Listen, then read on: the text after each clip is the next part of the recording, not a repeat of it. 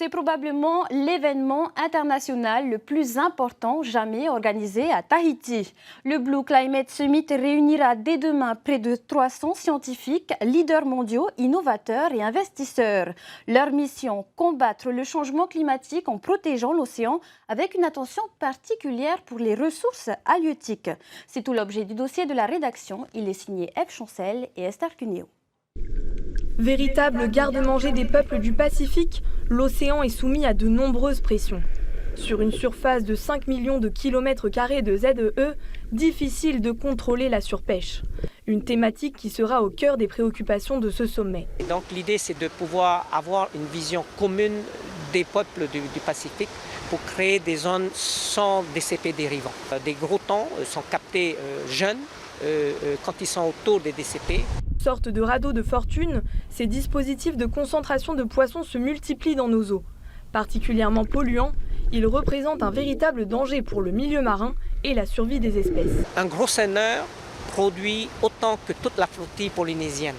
Vous imaginez, il y a plus de 1000 seineurs dans toute la zone Pacifique Nord, Pacifique Sud. C'est énorme. Et ces dernières années, leur nombre augmente, tout comme celui des hameçons posés, ce qui explique certainement un recul des prises de 15,8% entre 2019 et 2020.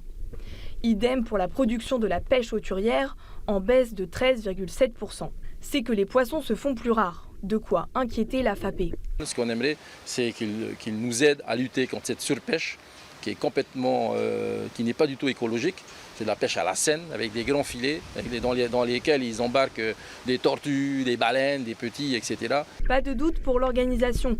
La généralisation des rarui s'impose dans chaque commune, à condition de les faire vivre en assurant leur surveillance. Mettre en place un rarui, c'est pas simple.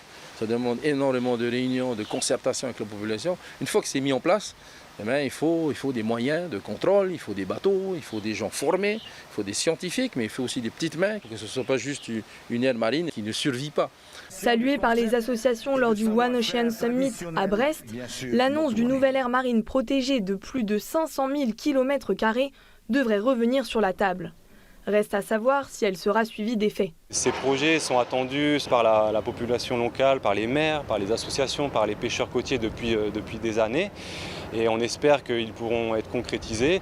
Et ça serait une manière pour la Polynésie française de faire des annonces concrètes et fortes lors de ce sommet devant toutes les personnalités qui seront ici chez nous à Tahiti en Polynésie. Si toute la ZEE du Fénois est classée en aire marine gérée, seuls 23% de ces récifs sont sous protection et 0% sous protection forte selon le dernier bilan de l'IFRECOR. C'est justement l'une des doléances de la fédération, celle de classer un tiers de la ZEE en protection forte, mais aussi de mettre en place un moratoire sur l'exploitation des fonds marins et de faire une plus grande place aux traditions dans la gestion des eaux.